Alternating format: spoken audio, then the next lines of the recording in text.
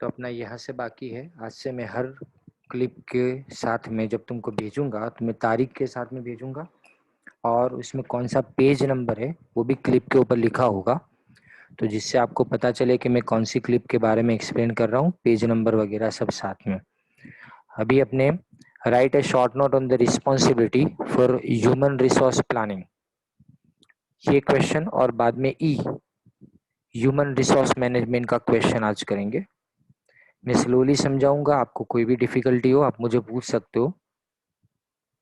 आप मुझे personal message करके पूछ सकते हो या ऑडियो मैसेज आप भेजिए कि इसमें ये पेज पे समझ में नहीं आ रहा है। आप पेज नंबर के साथ में मुझे भेजेंगे, मैं आपको फुल्ली सेटिस्फाई करने की ट्राई करूंगा। देखो, टॉप लेवल एग्जीक्यूटिव्स, तो टॉप लेवल एग्जीक्यूटिव्स यहाँ पे बताए गए कि रिस्पॉन्सिबल है ह्यूमन रिसोर्स प्लानिंग के लिए। मतलब ह्यूमन रिसोर्स कितने का आदमी चाहिए, कब चाहिए, कितने क्वालिफिकेशन के साथ में चाहिए, ये सब डिसाइड करने वाले कौन होते हैं? तो टॉप लेवल के एग्जीक्यूटिव्स होते हैं, राइट। तो उनकी रिस्पॉन्सिबिलिटी ये बनती है। और साथ में it is one of the important factors influencing the success of organisation. यानी बिजनेस को सक्सेस बनाना हो तो आपको सबसे इम्पोर्टेंटली किसके बारे में सोचना पड़ेगा? अपने बिजनेस में ह्यूमन रिसोर्स के प्लानिंग के बारे में सोचना पड़ेगा। कितने आदमी की जरूरत पड़ेगी, कब पड़ेगी, उन सब के बारे में। अब जो प्लान्स है वो कौन बनाता है? तो ह्यूमन रिसोर्स का एक डिवीजन होता है, यानी एक डिपार्टमेंट जैसा होता है जो बनाता है, लेकिन साथ में वो कंसल्ट करता है किसके साथ में? तो कॉर्पोरेट हेड्स के साथ में। यानी बिजनेस में जो बड़े बड़े लोग हैं जो बिजनेस को चलाने के लिए उनको रखा गया है, तो उनके साथ में कंसल्टेशन यानी मशवरा किया जाएगा। एंड रिस्पॉन्सिबिलिटी और अकाउंटेबिलिटी, जवाबदारी किसकी बनती है? For main power aspects of various division is on their respective heads. यानी अगर मैं आपको बता रहा हूँ कि प्रोडक्शन डिपार्टमेंट के कितने लोगों की जरूरत पड़ेगी वो मुझे जानना है, तो मुझे प्रोडक्शन डिपार्टमेंट के हेड के पास जाना पड़े, तो जवाबदारी उनकी बनती है कि वो हमको बताए कि हमको कितने आदमी की कब जरूरत पड़ने वाली है। जब तक वो हमको नहीं बताएंगे तब तक हम कुछ भी आगे नहीं कर पाते। फिर लिखा है they should undertake their own appraisals of future needs. अब अप्रेजल का मतलब क्या? अप्रेजल का मतलब चेक करना कि हमने जो किया वो बराबर किया है कि नहीं। तो own appraisal of future needs in such a way as to provide a concrete basis. क्या करना है उनको? Concrete basis. बेसिस का मतलब क्या? बेस बनाना है, यानी પાયો નાખવાનો. શેને માટે? ફોરકાસ્ટિંગ અને પ્લાનિંગ માટે. ફોરકાસ્ટિંગ એટલે પૂર્વાનુમાન અને પ્લાનિંગ એટલે તમે જાણો છો આયોજન કરવું. तो इसमें होता क्या है कि ये जो डिपार्टमेंटल हेड्स है वो डिपार्टमेंटल हेड्स या तो डिविजनल हेड अपने डिपार्टमेंट में कितनी जरूरत कब पड़ने वाली है उन सब के बारे में पहले से जांचेंगे और उसके मुताबिक वो क्या करेंगे? आगे काम करेंगे। Now the human resource division must offer council and advice to various divisional head. अब सवाल कि क्या उनको पहले से मालूम चल जाएगा हर सूरत में? क्या उनके पास ये सब नॉलेज होता है? तो ना, कई बार ऐसा होता है ना कि ये ह्यूमन रिसोर्स डिपार्टमेंट को उनको बताना पड़ता है, डिपार्टमेंटल या तो डिविजनल हेड को, कि तुमको भाई इतने की रिक्वायरमेंट है, तुम इस तरह से काम करो, तुमको इतने लोगों की शायद जरूरत पड़ेगी। ये सब कौन किसको बताता है? ये सब एडवाइस देते हैं। याद रखो, एडवाइस देने का मतलब थोपना नहीं होता अपने डिसीजन को। यानी ह्यूमन रिसोर्स डिवीजन अपनी एडवाइस दे सकता है डिविजनल हेड को, लेकिन वो उनको जबरदस्ती नहीं कर सकता कि इतना ही काम, इतने से ही काम चलाओ। समझे? तो अब देखो यहाँ पे बताया can coordinate the various man power estimates from time to time. यानी जब जब जरूरत पड़े न तब हम अपने हिसाब से जजमेंट बनाते हैं। समझो डिविजनल हेड है जो अपने हिसाब से जजमेंट की इतने आदमी की जरूरत पड़ेगी, फिर वो इनसे मशवरा करेंगे किसके साथ में? ह्यूमन रिसोर्स डिवीजन के साथ में, कि सही में इतने आदमी की जरूरत क्या हमको पड़ने वाली है। फिर दोनों नक्की करेंगे कि सच में कितने आदमी की जरूरत इन फ्यूचर पड़ने वाली है। तो यहाँ पे प्रोफेसर गीजलर उन्होंने क्या बताया? रिस्पॉन्सिबिलिटी बताई। किसकी रिस्पॉन्सिबिलिटी बताई?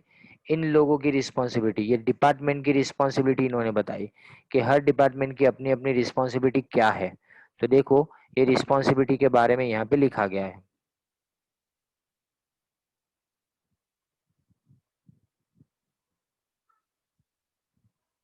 देख सकते हो इसमें पहले तो लिखा है to assistant council operating managers to plan and set objectives. पहले तो प्लानिंग बनाओ और अपने ऑब्जेक्टिव्स को सेट करो। मतलब पहले उनको मदद इस बारे में किया जाता है कि पहले तुम प्लानिंग तो ठीक तरीके से करो, अपने ऑब्जेक्टिव्स के, अपने किसी आदमी को लाके उसके साथ में कौन सा काम निकलवाना चाहते हैं वो।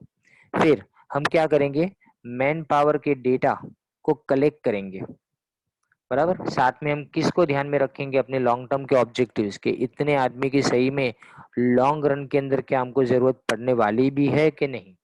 And broad organisational interest in mind. साथ में ये भी देखा जाता है कि आदमी तो आ जाएंगे, पगार कौन देगा, ऑर्गेनाइजेशन को देना पड़ता है ना उसका पगार, तो इतने पगार का बंदोबस्त भी हम कर पाएंगे कि नहीं, उनको देने वाली फैसिलिटी का बंदोबस्त हम कर पाएंगे कि नहीं। फिर लिखा है कि मॉनिटर एंड मेजर, क्या करना है, मॉनिटर एंड मेजर परफॉर्मेंस, तुम्हारा परफॉर्मेंस देखना है और साथ में उसको मेजर करना है, चेक करना है कि जो काम दिया उसके मुताबिक तुमने काम किया भी है कि नहीं किया है। Against the plan and keep top management informed about information technology. तो टॉप मैनेजमेंट को किसके बारे में हमको इन्फॉर्म करना है, तुम्हारी इंफॉर्मेशन टेक्नोलॉजी के बारे में, कि कितनी इंफॉर्मेशन टेक्नोलॉजी इंफॉर्मेशन तुमको चाहिए, साथ में तुम्हारे पास कौन सी टेक्नोलॉजी का तुम इस्तेमाल करके इस इंफॉर्मेशन को एक जगह से दूसरी जगह तक पहुंचा सकते हो। फिर provide proper research base for effective man power and organisational planning, यानी रिसर्च करने का मौका देना उनको कि सही में वो लोग बोलते हैं कि 50 लोगों की जरूरत है, तो सही में 50 लोग इनफ है, कम पड़ेंगे या ज्यादा है, ये अपने देखना है। तो ये देखो, ये हुआ तुम्हारे ये क्वेश्चन। अब अपने नेक्स्ट क्वेश्चन की तरफ बढ़े। यहाँ पे लिखा गया है कि what is main by human resource management. Human resource का मतलब क्या होता है, ह्यूमन रिसोर्स मैनेजमेंट का, और वो भी ई। ई यानी अपने देखो इलेक्ट्रॉनिक इसके अंदर आता है, नॉर्मली अपने देखे ना, तो जब भी ई आता है तो इसका मतलब क्या अपने मानते हैं, electronic. And explain the various aspects of it in detail, हर चीज को डिटेल में इसके अंदर समझानी है। तो information is recognised as an important source, a wide variety of information is needed. बहुत अलग अलग तरह की सी आपको इंफॉर्मेशन की जरूरत पड़ती है नॉर्मली, जब भी बिजनेस की बात करें तो बिजनेस में a wide variety of information needs of a business recognize into management information system।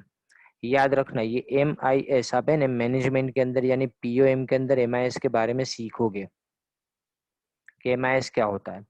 Management information system अब क्या है, तो इसके बारे में बताया है कि management information system consist of interconnected सब सिस्टम कंप्यूटर सब सिस्टम। कंप्यूटर इज एन, इसमें कंप्यूटर सबसे बड़ा पार्ट है, इलेक्ट्रॉनिक टूल है, वो कंप्यूटर के जरिए से अपने क्या करते, ध्यान देना। मैनेजमेंट इंफॉर्मेशन सिस्टम में अपने अलग अलग सिस्टम को एक साथ में कनेक्ट करते हैं। एक इंफॉर्मेशन, एक एग्जांपल से आपको समझाऊं। समझो कि मेरे डिपार्टमेंट में कोई बात बनी, समझो कि मैंने इतना प्रोडक्शन किया, अब इतना प्रोडक्शन किया मैंने, वो मार्केटिंग डिपार्टमेंट को जानना हो तो कैसे पता चले, तो मुझे क्या करना पड़े, उनको लेटर लिख के भेजना पड़े या तो ईमेल करना पड़े। अब जब मैनेजमेंट इंफॉर्मेशन सिस्टम होती है तो इन सब की जरूरत नहीं पड़ती है। जैसे ही तुमने प्रोडक्शन किया तो तुम कंप्यूटर के अंदर उसको एंटर करोगे कि मैंने इतना प्रोडक्शन किया हमारे डिपार्टमेंट ने, तो तुरंत ही मार्केटिंग डिपार्टमेंट को पता चल जाएगा कि कितना प्रोडक्शन सच में हुआ है। तो ये हुआ किसके बारे में, ये हुआ मैनेजमेंट इंफॉर्मेशन सिस्टम के बारे में। इसमें कंप्यूटर को अपने क्या मानते हैं, इलेक्ट्रॉनिक टूल मानते हैं, जो किस लिए यूज किया जाता है, पहले तो अपने इंफॉर्मेशन को कलेक्ट करने के लिए, इंफॉर्मेशन को ऑर्गेनाइज करने के लिए, यानी बराबर गोठवनी करवी जेना आपने कही है। फिर उस इंफॉर्मेशन को अपने एनालाइज करेंगे, एनालिसिस करना इंफॉर्मेशन का। फिर बाद में उस इंफॉर्मेशन को इंटरप्रेट यानी उसका मतलब निकालना, कम्युनिकेट करना। कम्युनिकेट, अब देखो मैंने इंफॉर्मेशन कलेक्ट तो की, तो क्या उसका अचार डालेंगे, नहीं ना, तो हमको क्या करना है, उस इंफॉर्मेशन को दूसरे तक पहुंचाना भी है ना, तो कम्युनिकेट करना, उस इंफॉर्मेशन को दूसरे जिन लोगों को जरूरत है वहां तक पहुंचाना है, और वो भी कैसी इंफॉर्मेशन, वास्ट अमाउंट, वास्ट का मतलब क्या, बहुत ज्यादा अमाउंट ऑफ इंफॉर्मेशन, वो भी अच्छी खासी स्पीड के साथ में। तो इसमें पहली बात तो क्या बताई गई कि electronic data interchange, EDI facilitated the speedy secured and, ये सब MCQ के लिए इंपॉर्टेंट है जो मैं टिक किए जा रहा हूँ वो, तो EDI यानी electronic data interchange facilitated the speedy, secured and transfer of documents across the globe. इससे क्या होता है, EDI से पूरी दुनिया में जब भी जहां भी जितना भी डेटा चाहिए उतना डेटा अपने भेज सकते, वो भी स्पीड में, सिक्योरिटी के साथ में। कंप्यूटर्स में एक पेपरलेस वर्किंग सिस्टम पॉसिबल। अब पेपरलेस का मतलब क्या, कि जिसमें पेपर का इस्तेमाल ना हो, यानी मतलब सिर्फ ईमेल भेज दो तो पेपर भेजने की जरूरत नहीं है। तो ये पूरी वर्किंग सिस्टम कैसी है तुम्हारी, पेपरलेस है। The internet of computers enables the transactions to be process in integrative approach throughout the world. अब देखो, हम अगर एक जगह से दूसरी जगह इंफॉर्मेशन को भेजना चाहते हैं तो ऐसे ही तो नहीं भेज पाएंगे ना, उसके लिए किसकी जरूरत पड़ेगी हमको, कंप्यूटर के साथ में इंटरनेट की जरूरत पड़ेगी। तो इंटरनेट से प्रोसेसिंग फास्ट होता है और भेजा जाता है बहुत ही फास्ट। किसी भी इंफॉर्मेशन को दूसरे तक पहुंचाना तुम्हारे लिए बहुत आसान हो जाता है।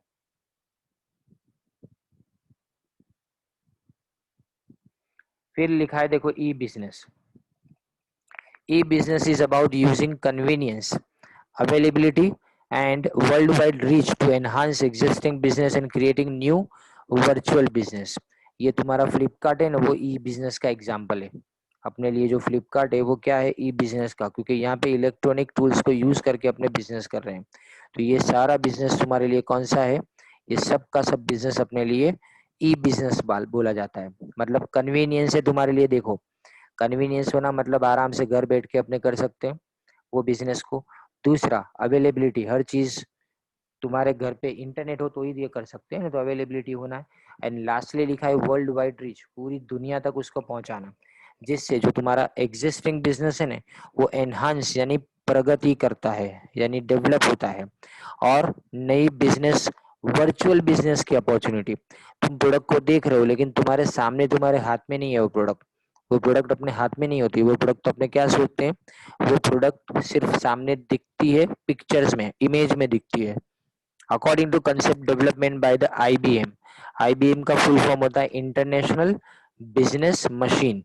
E-business combines traditional information system with the vast reach of the web and connects critical business systems to critical business constituencies with production, marketing, finance, customers and suppliers via internet, extranet। ये extranet भी होता है दूसरा, internet का दूसरा तरीका। And world wide web, जिसको WWW अपने बोलते हैं। मैं आपको इसका पूरा मीनिंग समझाऊं कि ई बिजनेस में क्या क्या चीजें आती है। तो ट्रेडिशनल यानी पुरानी तरह से चीज तो तुम्हारे हाथ तक तो पहुंचनी चाहिए, अगर नहीं पहुंचेगी तो इसका मतलब नहीं बनता है। तो पहली तो बात ये लिखी है उसके अंदर कि जो जैसे करते थे वैसा ही करना है, लेकिन उसके लिए अपने वेब यानी इंटरनेट को यूज करेंगे और अपने बिजनेस सिस्टम को सब चीजों के साथ कनेक्ट करेंगे। कौन कौन सी चीजों के साथ में, प्रोडक्शन के साथ में, मार्केटिंग के साथ में, फाइनेंस के साथ में, कस्टमर्स और इवन सप्लायर्स के साथ में भी, सबके साथ में कनेक्ट करेंगे। लेकिन किसके जरिए से कनेक्ट करेंगे, तो internet, extranet and world wide web यानी WWW, जिसको अपने वेबसाइट्स बोलते हो, उसके जरिए से अपने इसको कनेक्ट करेंगे। फिर नेक्स्ट देखो, e business within the organisation uses, सब लिखा है। देखो इंटरनेट, इंट्रानेट, इंट्रानेट, सॉरी यहाँ पे इंटरनेट की जगह पे मैं इंट्रानेट लिखूंगा। इंट्रानेट का मतलब क्या होता है, इंट्रानेट यानी ऑर्गेनाइजेशन के अंदर यूज किया जाता है। जैसे बैंक ऑफ बड़ौदा में तुम जाओ तो वो जिस वेबसाइट पे काम करते हो तुम्हारे घर में नहीं खुलेगी, वो सिर्फ वहीं पे खुलेगी, ये इंट्रानेट हुआ। राइट। रेलवे के अंदर बुकिंग कराते हैं तो तुम्हारी वेबसाइट जो खुलती है, तुम जो एप्लीकेशन से करते हो वो अलग होता है, वो लोग जो करते हो वो अलग होता है। फिर ये देखो, बिजनेस टू बिजनेस, एक बिजनेस से दूसरे बिजनेस तक, मतलब जो मैं यूज कर रहा हूँ वो तुम भी यूज कर रहे हो, दोनों चीजें। तो इसको अपने क्या बोलेंगे, बिजनेस टू बिजनेस बोलते हैं इसको। तो business to business dealing that is over extranet, extranet के जरिए से। तो एक्स्ट्रानेट में क्या होता है, दो या दो से ज्यादा, यानी बैंक ऑफ बड़ौदा और SBI बैंक, ये दोनों एक दूसरे को कनेक्ट करें ना, वो एक्स्ट्रानेट हो गया। क्योंकि बैंक ऑफ बड़ौदा का अपना इंट्रानेट है, SBI का अपना इंट्रानेट है, ये दोनों इंट्रानेट को कनेक्ट करो तो एक्स्ट्रानेट हो गया। एकदम तुम्हारे लेवल के हिसाब से अगर अपने देखें ना तो ये इसकी डेफिनेशन ये होती है। दो ऑर्गेनाइजेशन को अपने अलाउ करते हैं कि एक दूसरे की इंफॉर्मेशन वो चेक कर पाए, उसको एक्स्ट्रानेट बोलते हैं। तो अगर मैं बोलूं कि सारी बैंक एक दूसरे के साथ में जुड़ जाए तो वो एक्स्ट्रानेट है, लेकिन एक बैंक अपनी ब्रांच के साथ में सिर्फ जुड़े तो वो इंट्रानेट है, एकदम सिंपल लैंग्वेज में, राइट।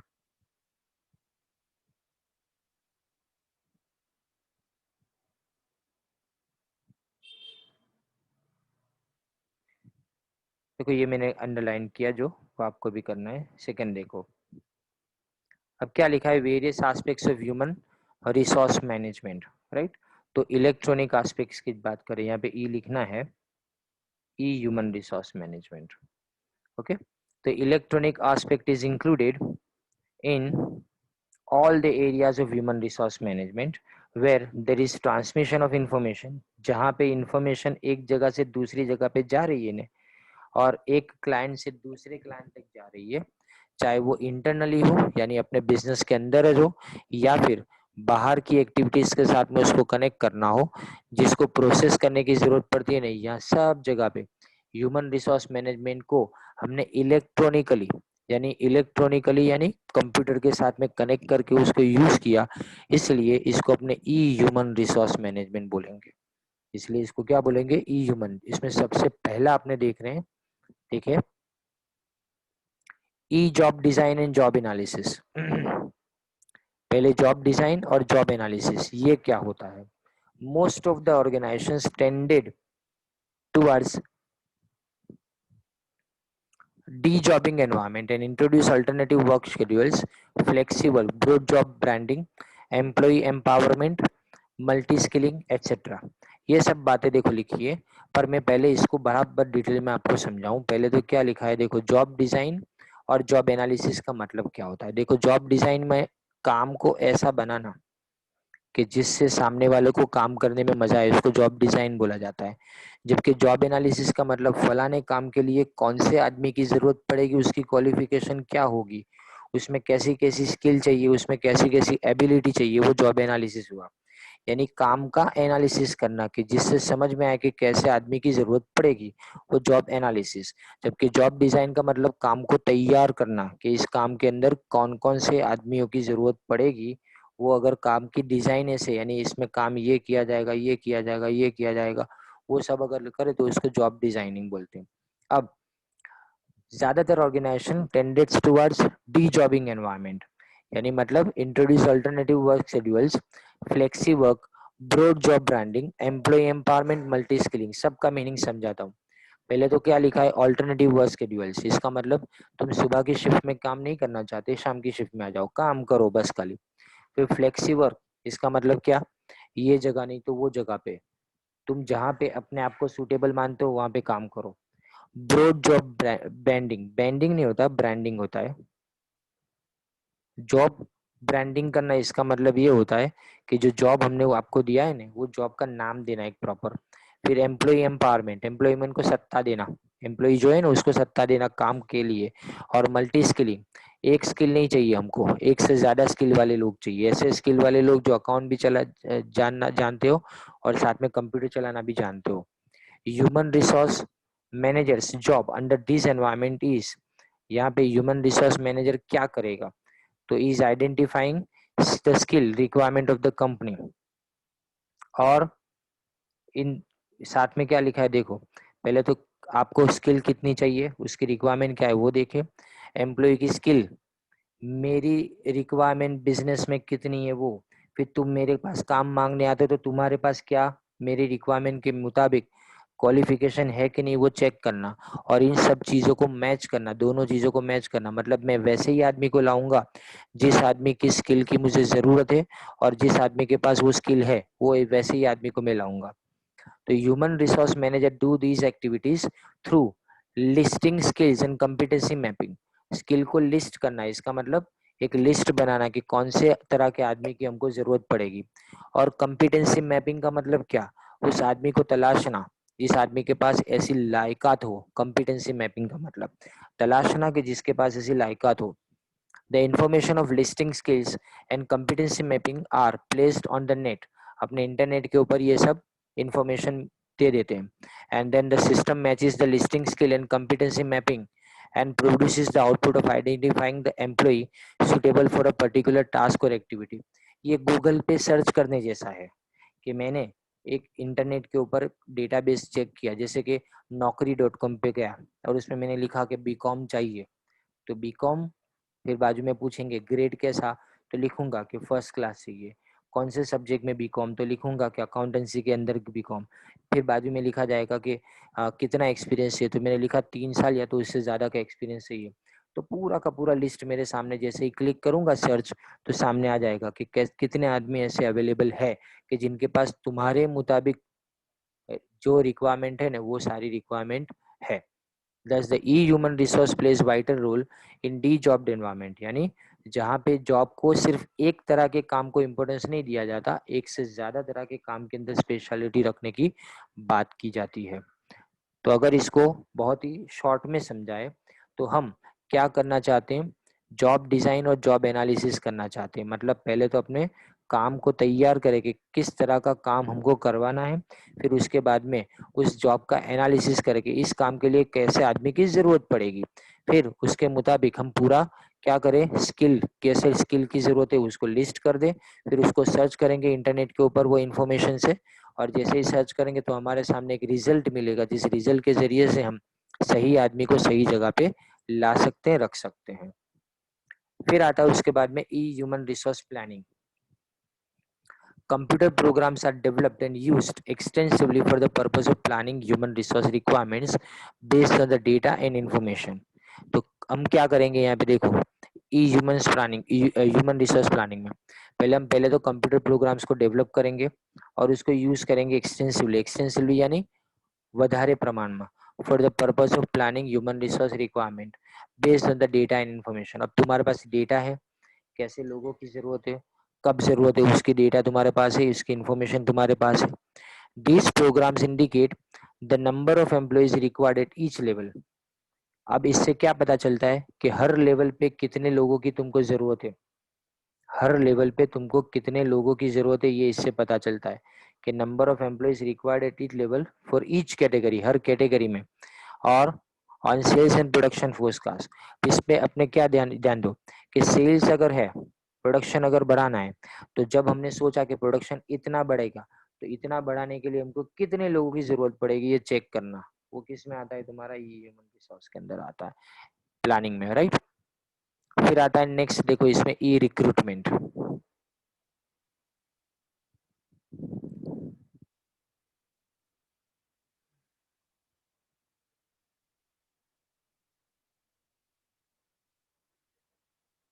तो ई रिक्रूटमेंट में देखें, ऑर्गेनाइजेशंस एडवर्टाइज, रिक्रूटमेंट का मतलब क्या है, रिक्रूटमेंट का मतलब भर्ती करवी, यानी एम्प्लॉयज को एनकरेज करना कि वो हमारे ऑर्गेनाइजेशन में जॉब के लिए अप्लाई करें। तो हम ऑर्गेनाइजेशन क्या करेंगे, एडवर्टाइज करेंगे जॉब वैकेंसीज, कि जॉब की वैकेंसी कहाँ कहाँ पे खाली जगह है हमारे पास, तो उसको क्या करेंगे www यानी इंटरनेट के जरिए से, और इंफॉर्मेशन डायरेक्टली किसको भेजा जाएगा, most competent people through email, email के जरिए से अपने सीधा ही उन लोगों को इन्फॉर्मेशन भेज देंगे जो हमारे काम के लिए लायक है। तो job seeker send their applications, वो अपने एप्लीकेशन ईमेल के जरिए से भेजेंगे, जिनको जॉब की तलाश है, जॉब सीकर का मतलब क्या होता है, जिनको जॉब की तलाश है, और वो आपको क्या देंगे, बायोडेटा या तो करिकुलम वाइट है, वो आपको भेजेंगे, बराबर। जॉब सीकर्स और वर्ल्ड वाइड वेब के अंदर है, यानी जैसे यहाँ पे अलग अलग वेबसाइट का नाम दिया है hotjobs.com, साइट्स के ऊपर, राइट। तो ये साइट्स के ऊपर आपको जो रिक्वायरमेंट है ना, उस रिक्वायरमेंट को फुलफिल करने वाले सारे लोग उसके अंदर क्या करते हैं, आपसे नॉर्मली इंफॉर्मेशन को कलेक्ट करते हैं, और वो इंफॉर्मेशन को कलेक्ट करके आपके बिजनेस के अंदर वो लोग अप्लाई करेंगे, राइट।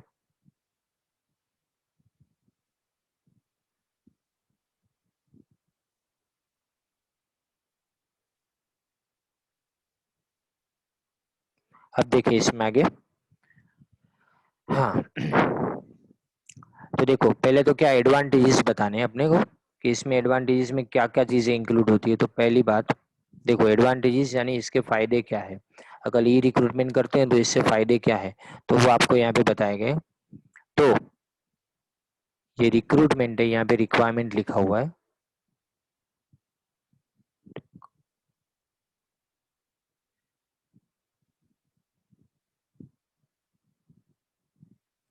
तो इसमें देखो, a click on the mouse presence many job sites, एक क्लिक के ऊपर बहुत सारी जॉब तुम्हारे सामने आ जाएगी। और इसमें कॉस्ट कितनी तुम्हारी कम हो जाती है, 95% जितनी तुम्हारी कॉस्ट कम हो जाती है, क्योंकि ट्रेडिशनल रिक्रूटमेंट कब बुलाओगे, वो लोग आएंगे, उसके लिए जगह चाहिए, पेपर्स चाहिए, कोई की ज़रूरत नहीं है। और टाइम कितना, 43 डेज का नॉर्मली टाइम लगता है ट्रेडिशनल रिक्रूटमेंट में। अब वो टाइम निकल गया और इसकी जगह पे क्या हो गया, 43 डेज की जगह पे खाली फ्यू डेज के अंदर काम, यानी कुछ दिनों में काम तुम्हारा खत्म हो जाता है। फिर इसमें लिस्ट ऑफ जॉब अपॉर्चुनिटीज, बहुत सारी जॉब अपॉर्चुनिटीज कैंडिडेट के सामने आती है, जिसमें वो अपनी स्किल को सेट कर सकता है और उसमें स्किल सेट के हिसाब से अपने आप को वो जॉब में कहाँ पे पाता है वो हिसाब से वो अप्लाई करेगा। यहाँ पे शॉर्ट लिस्ट होते हैं कैंडिडेट्स, उनकी रिक्वायरमेंट को मैच करने के बाद में, यानी कैंडिडेट की क्वालिफिकेशन क्या है, उसकी स्किल क्या है, वो सबको देखने के बाद अपने देखते हैं कि वो लोग यहाँ पे अपने बिजनेस में राइट कॉम्पिटेंसी यानी लायकात रखते हैं कि नहीं, वो सॉफ्टवेयर बता देता है आपको। उसके लिए आपको भागा दौड़ी करने की ज़रूरत नहीं है, पेपर को चेक करने की भी ज़रूरत नहीं है। फिर अपने इंटरव्यू का शेड्यूल बना देंगे और ये शेड्यूल को सीधे ही कैंडिडेट तक अपने क्या करेंगे, कम्युनिकेट भी कर देंगे, यानी उनको बता भी देंगे, सीधे इंटरनेट से बताइए ये सब। फिर it streamlines the entire recruitment process for a given time and unlimited job requirement. Streamline यानी उसका एक पूरा क्या बनेगा, प्रोसेस बनेगा। स्ट्रीमलाइन का मतलब उसका एक पूरा सा प्रोसेस बनेगा। देखो यहाँ लिखा है अपडेट करना, सीधा वर्ड ले देता हूँ मैं आपको, अपडेट करते हैं पूरे रिक्रूटमेंट के प्रोसेस को एक ही टाइम के अंदर, जितनी भी रिक्वायरमेंट हो एक ही टाइम पे आप इसको कंप्लीट करवा सकते हो। इसके लिए आपको ज़्यादा मेहनत करने की ज़रूरत नहीं पड़ेगी। फिर the number of people required for handling of applications are reduce drastically. यहाँ पे एप्लीकेशन के लिए जो लोगों की ज़रूरत पड़ती है ना वो भी कम हो जाते हैं, रानी। आपके जितने लोगों की एप्लीकेशन आएगी उसको चेक किया जाएगा, उसको रिजेक्ट किया जाएगा, ये सब आदमी की तो ज़रूरत नहीं पड़ेगी ना अब आपको, तो ये सब आदमी तुम्हारे लिए चाहिए ही नहीं। In the view of disadvantages, ये सब देखने के बाद a number of employees around the world recruit the people using internet. तो बहुत सारी जगह पे अब रिक्रूटमेंट जब भी होता है ना, तब कैसे होता है रिक्रूटमेंट, इंटरनेट के जरिए से रिक्रूटमेंट हो रहा है। अब फाइनली तुम्हारा आता है इसमें ई सिलेक्शन।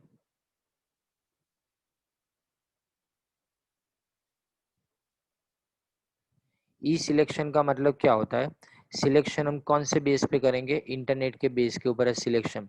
यानी यहाँ तक तो क्या था, तुमने रिक्रूटमेंट किया, बराबर, लोगों को बुलवा तो लिया, उससे एप्लीकेशन तो ला दी, पर अब इसमें से सही आदमी को पसंद भी तो हमको करना है, तो ये पसंद करना सही आदमी को, इसके लिए ई सिलेक्शन बोला जाता है।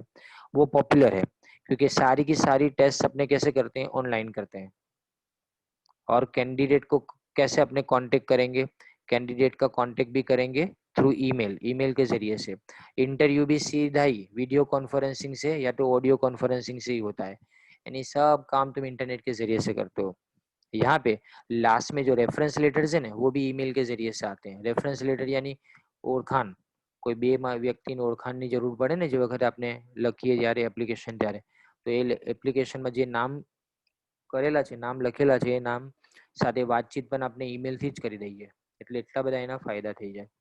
હવે ઈ સિલેક્શનના એડવાન્ટેજીસ અને લિમિટેશન્સ છે, તો એ પહેલા આપણે એડવાન્ટેજીસ જોઈ લઈએ એના। तो the candidate need not move from his place, उसको ना अपनी जगह से हिलना है ना कुछ, उसको रिटर्न टेस्ट इंटरव्यू सब अपनी घर पे ही दे देना है जैसे कि, राइट। वो भी इनकन्वीनियंस, जाने आने का खर्चा तुम्हारा बच गया, इनकन्वीनियंस दूर जाना पड़े उसका टाइम बिगड़ता है, वो सब तुम्हारा कम हो जाता है। फिर लिखा है reduces the time required for selection technique, तो जो सिलेक्शन की टेक्निक के लिए टाइम चाहिए वो टाइम भी तुम्हारा क्या हो जाएगा, कम हो जाएगा, कम टाइम के अंदर सारा काम तुम कंप्लीट करवा सकते हो इसमें। फिर दूसरा लिखा है drastically reduce the overall cost, cost भी तुम्हारी कम हो जाएगी सिलेक्शन प्रोसेस की, वो तो ऊपर भी हमने देखा। यहाँ पे रिड्यूसेस द टाइम रिक्वायर्ड, और लास्ट में लिखा है however there are certain limitations. ऐसा तो है नहीं कि हर चीज़ फुल प्रूफ होती है जिसमें कोई लिमिटेशन ना हो, इसमें भी लिमिटेशंस है, इसके भी कुछ डिसएडवांटेजेस है। तो देखो लिमिटेशंस में क्या बताया गया है,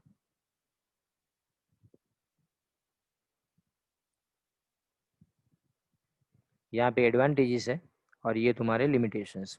तो लिमिटेशंस में it can not operate certain selection taste like psychology. अब साइकोलॉजिकल टेस्ट करनी हो तो कैसे करेंगे, सामने वाले का दिमाग जांचना हो तो कैसे जांचेंगे अपना, उसके लिए तो अपने पास कोई ऑप्शन नहीं है ना, सिवाय कि अपने क्या करें, सिवाय कि अपने उसको सामने बिठा के उसके बारे में सोचे, उसको बोले और उसको साइकोलॉजिकल टेस्ट के लिए तैयार करे सामने वाले को। दिमाग चेक करना जिसको बोलते हैं ना, कि गुस्सा आता है कि नहीं, कोई भी सिचुएशन में कैसे वो रिएक्ट करता है, वो सब। मैकेनिकल डिफेक्ट, कई बार क्या, इंफॉर्मेशन को ट्रांसमिट करने में तुम्हारी डिफेक्ट्स, बहुत सारी गलतियां हो सकती है। तो वो जो एक बार गलतियां हुई ना, उस गलतियों के कारण क्या होता है कि ईमेल गलत जगह पे पहुंच गया, तो सामने से पता नहीं चला अपने को। And judgement based on e selection process can not be as perfect, वो इतना परफेक्ट नहीं होता, क्योंकि बात समझो, सामने होना, अपने ऑनलाइन ऑफलाइन क्लास की बात करो, सामने होना बात अलग है, ऑनलाइन पढ़ना बात अलग है, दोनों में आपको पता चल ही जाता है इतने टाइम से। तो यहाँ पे मैकेनिकल डिफेक्ट्स भी है ट्रांसमिटिंग इन्फॉर्मेशन में, इससे एफिशिएंसी कम हो जाती है, ये भी अपने देखा। अब देखो ई परफॉर्मेंस मैनेजमेंट नेक्स्ट टॉपिक आता है, इसको अपने नेक्स्ट लेक्चर में करेंगे। कल ये आपका एचआरएम का जो लेक्चर टॉपिक है वो पूरा हो जाएगा, और इसके बाद में मैं आपको पीओएम के जो ऑडियो है ना वो भेजना आपको शुरू करूँगा। तो आज देखो ये मैं ख़त्म कर रहा हूँ।